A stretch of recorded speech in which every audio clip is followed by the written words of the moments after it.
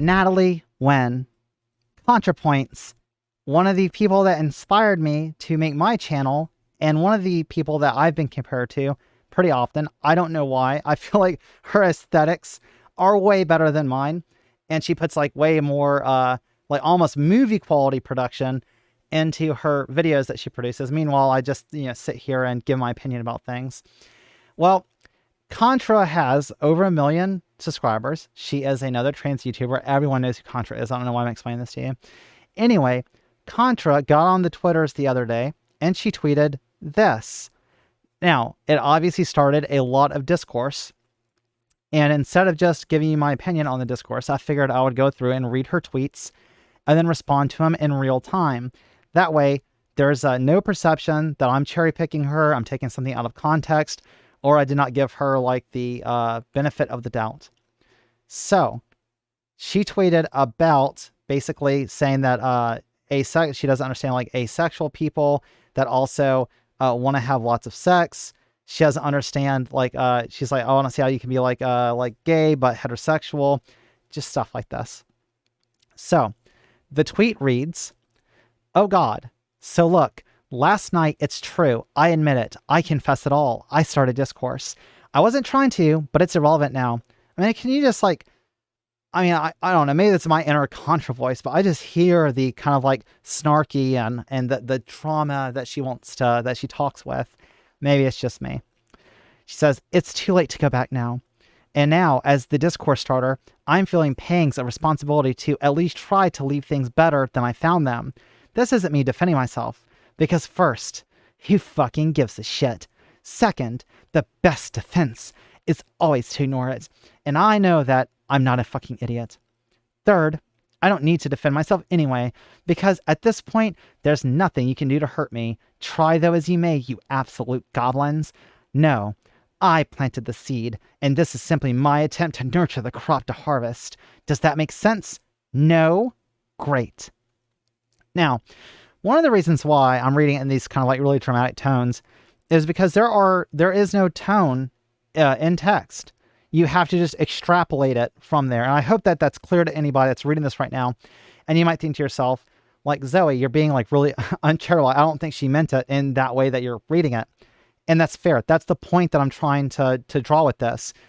I could read this exact same thing in a much lighter, whimsical tone and totally change what your perception is of it. So I hope that will at least give you pause for a second. Was your perception changed by the way that I was just reading this tweet? Because the discourse that has popped up around what she said, some of it has been really toxic as hell. And of course, there's all the usual suspects showing up to take shots at Natalie, whatever. There are people that have decided, I mean, she's been canceled like 3 times, 4 times now, I don't know. And some of the people that organized canceling or participate in it will not let this go. And it's like anytime that she does something that they don't like, whether it's a tweet or video, whatever opinion that she puts in a video, they are going to point back to every single thing that she ever did and say, see, that's why Contra is bad. Now, I'll just point out, by the way, that those same people, that behavior in and of itself is abusive. If somebody apologized for something that they did, and they move on from it, and everyone accepted their apology, and everybody else has moved on. If you are incapable of moving on for that, then you're that's your issue, okay? It's your problem. If somebody fucks up and they apologize for it, and you refuse to accept that apology, that the onus is now, that's your burden. And it's not healthy to walk around thinking to yourself, oh, well, I know that so-and-so apologized for this, and it made me so mad. Like, I don't care. I refuse to accept their apology. You can do that. But just remember, engage in that type of childish behavior, and I suspect that most of the people that say that they refuse to accept apologies are more on the younger side. That's just my guess. All right. So she goes on to say, "The discourse is about Gen Z queer people online saying things like, I'm a horny asexual who loves to fuck, and casual reminder that heterosexuality doesn't make your gayness any less valid." Okay. And she says, "And my claim that these statements are hard to figure out. Note, I'm not saying they aren't valid. I've never been big on deciding what is valid.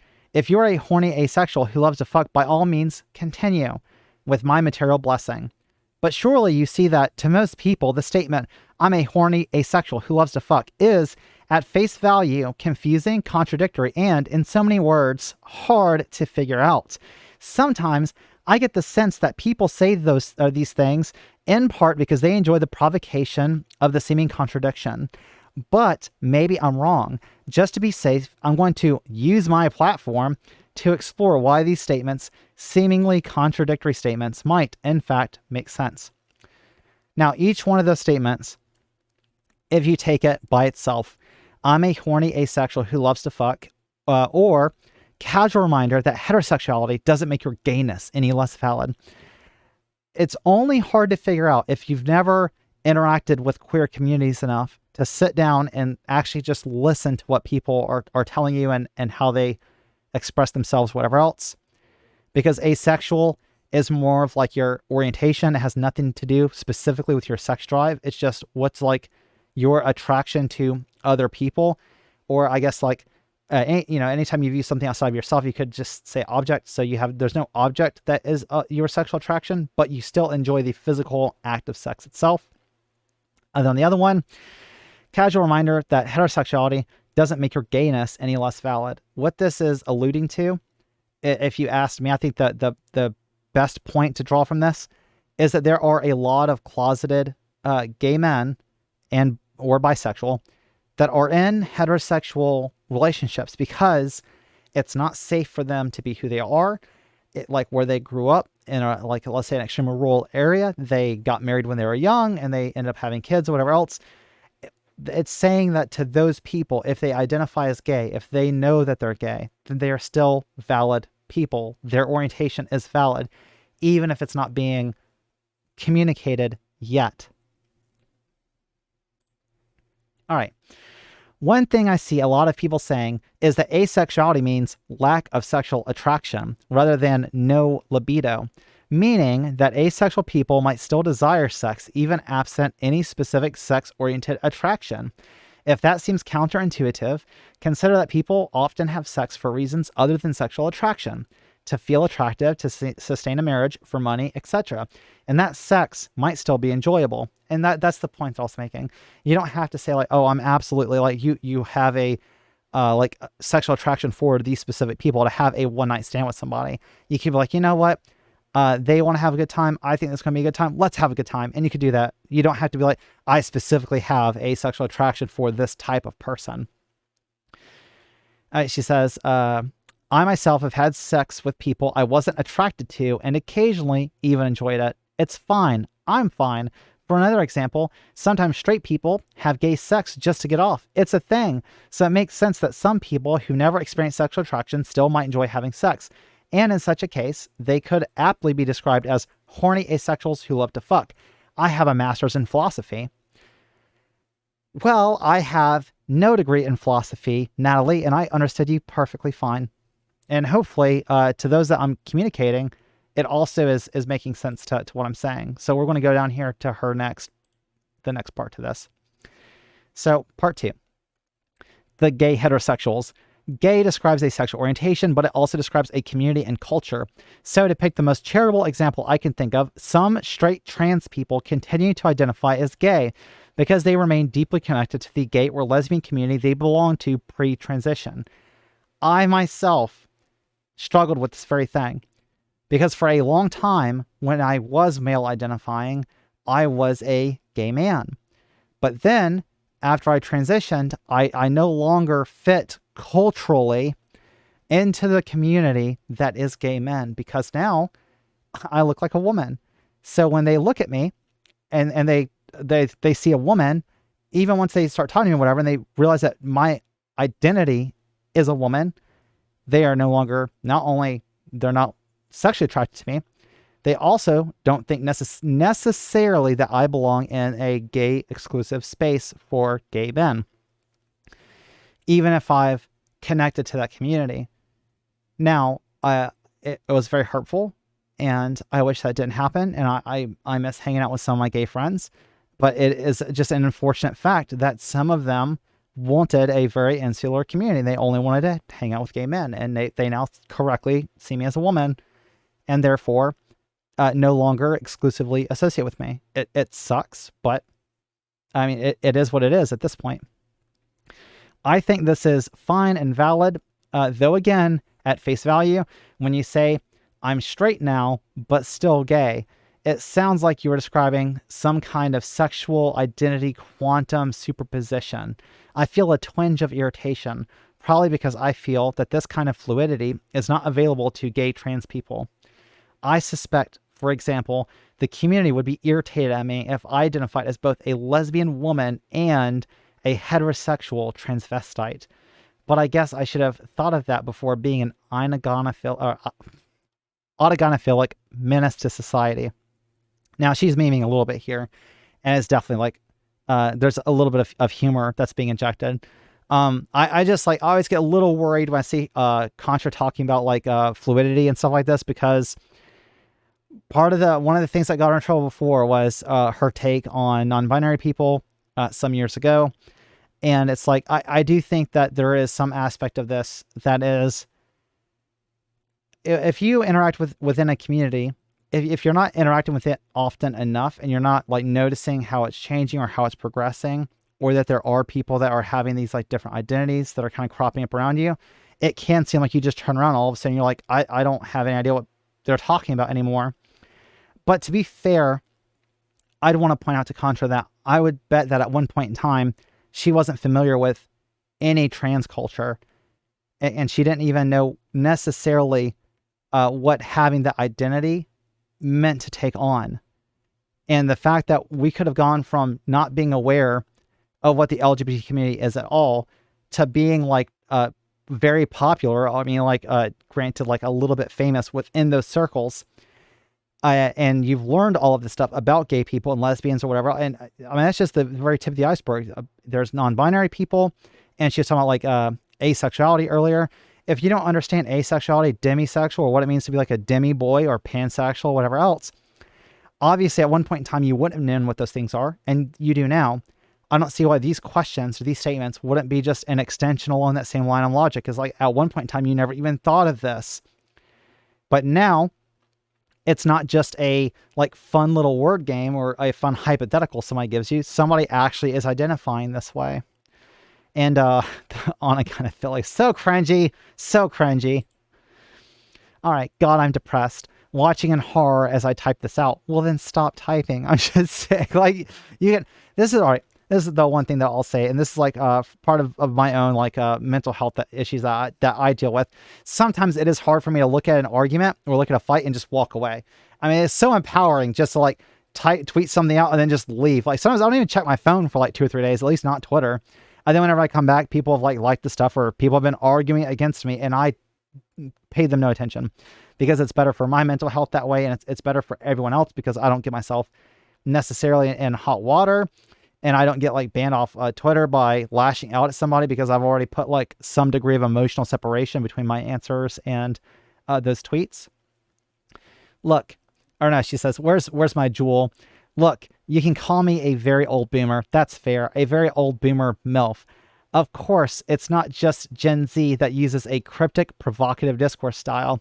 I originally started ContraPoints partially out of frustration that millennial SJW activists were attempting to communicate basically true and important ideas in extremely inarticulate, irrational, sloganeering, dogmatic, no, I will not elaborate on that, and if you disagree with me, you're the enemy rhetoric mode that was off-putting to almost everyone.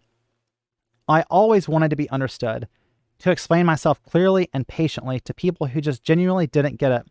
And now that Gen Z is leading online discourse, I find myself irritated by the same rhetorical trends that used to bother me and millennials. But now I sound old when I complain about it. Fuck. If there's an observation here beyond boomer irritation and rhetoric, I guess it's that a lot of the queer community discourse online has been so addled by excess gatekeeping that the backlash to the gatekeeping has now taken center stage, with some weird consequences. Okay. From one old to another, I will say that I understand ContraPoints' point here. And that's that when I was growing up, what it meant to be like LGBT was pretty simple. It just meant, well, at least the LGBT part was all about like your sexual orientation, and it was like men liking men or women loving women, and bi people like enjoying like both genders. But it never was that. That was never true, Natalie. I was like, it was just the fact that we just weren't aware of how diverse everything was. And it's like part of it almost feels like this nostalgia aspect to it, where you're reminiscing on how naive you used to be and how much you didn't know and how much that simpler life was that you enjoyed. So now you realize that whenever you want to make some kind of like aspersion towards some like group about their identity, that you're actually doing harm to the rest of us. And it's like, especially when you're talking about like the gatekeeping right here, and now like gatekeeping has taken center stage. I think it's because part of this is like, if there was an argument around LGBT rights, for instance, there used to be a lot of argument about like, should men be able to have sex with men? Should women be able to have sex with women? That was the discourse. Over time, conservatives have ceded ground on this so often, and walked it back enough that now they want to fight. Unlike, as I tweeted at Contra in this, it's like now the fight is like whether a lesbian can enjoy girl dick, like trans girl dick, and still be a lesbian. That's where the conservatives are fighting us now. And it's because our communities have successfully argued against these other positions that we've pushed them to the ends. So now they're always arguing these like niche issues. But because those niche issues are fought of so ferociously, the rest of the community is very aware that these issues are the ones that are being fought about. Because like, I would grant that before Contra made these tweets, she had to be aware that there are people that identify this way, or she had seen these arguments going on back and forth. And I would say to her, with all fucking due respect, if she has a problem with the discourse, she could easily have hopped in and said something about it before now. And she has a huge channel, and she could have made other videos. You don't have to make a full feature-length movie every time you want to respond about like some concept. You could do what I'm doing right now and just explain your position. Now, I will say, I don't know what it means to have like over 1 million subscribers. I don't know how much she gets hounded and the like unreasonable amount of hatred she gets. I understand that. And I'm not trying to like pretend that that's not an issue. I'm just saying that if she wanted to talk about this, like maybe she should consider, and I think she does actually, like on her gaming channel. I think she goes on, and I've seen her like talk with Vosh and stuff like this. I think it would be great to see her reach out and talk to other members of the queer community, especially people that, she might not necessarily agree with or whatever else, and kind of like suss out some of this stuff.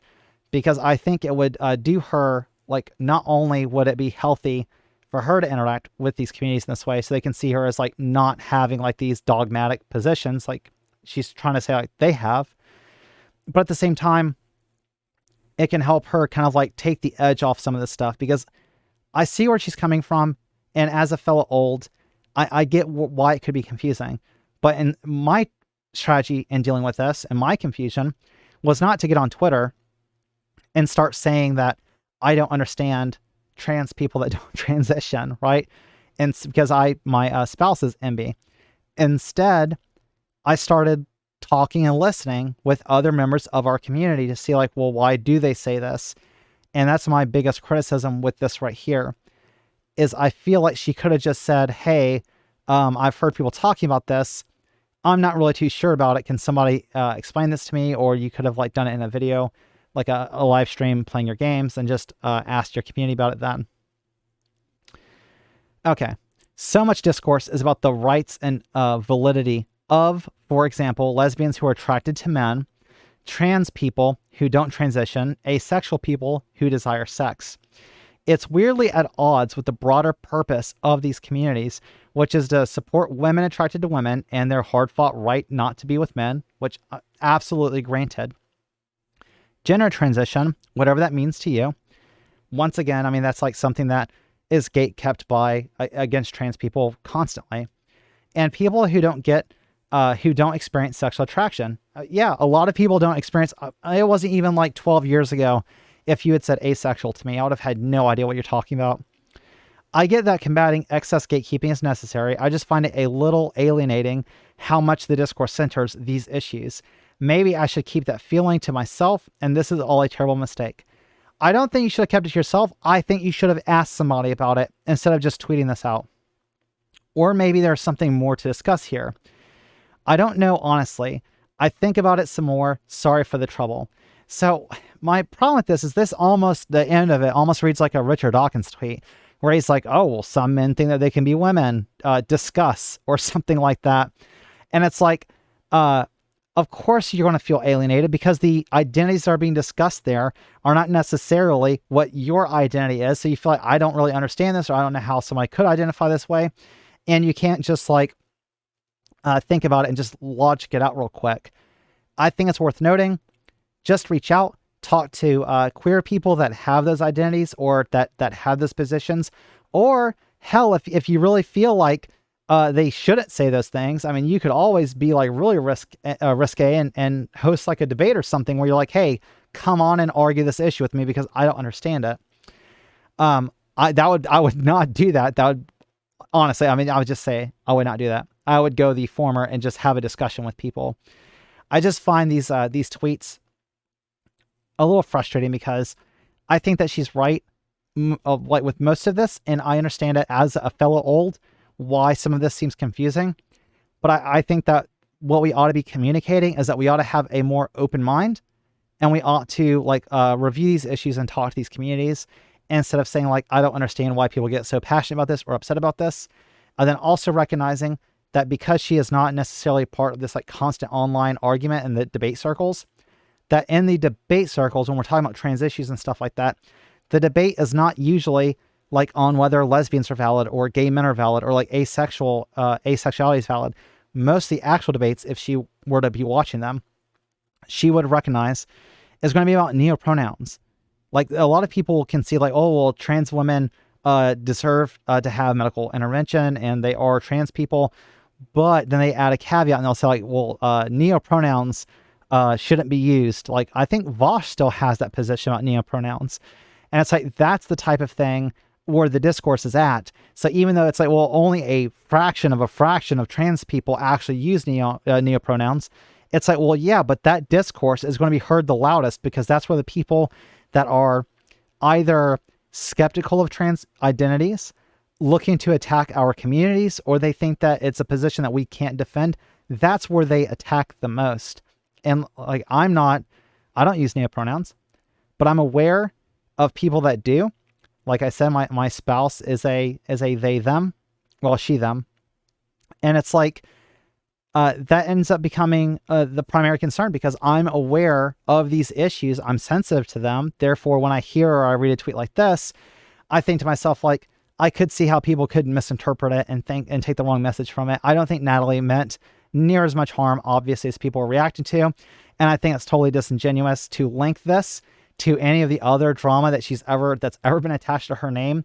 And the people that are doing that specifically, knock that fucking shit off because you're not helping anything. You're only harming our community and you're harming all of us, whether it's trans people, gay people, lesbians, asexual people.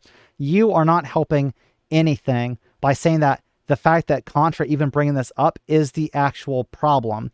The problem is more correctly identified that, well, you should have talked to more people about this before necessarily tweeting it. And even then, I'm going to caveat that. I don't think there's a fucking problem with asking questions about this. The only problem is you have to recognize if you have a large enough platform and you're asking questions that people think that you obviously know the answer to or obviously should know the answer to, some of that could be seen as sea-lining. And where it's like, instead of you asking an honest question, they think like you know the answer to this, or you're asking a gotcha, so that whenever somebody does go to defend themselves or they're like neopronouns or whatever else, you're going to turn around and say, oh, well, you can't like justify that philosophically or whatever else. And they're just waiting for you to flip this around and like reveal your true intentions. That's what I will say as far as my opinion on the Contra drama that has been going on. I hope that if you like this video, then you click the little like button, you subscribe, and I will see you in the next video. Tell me pretty lies, look me in the face, tell me that you love me, even if it's fake.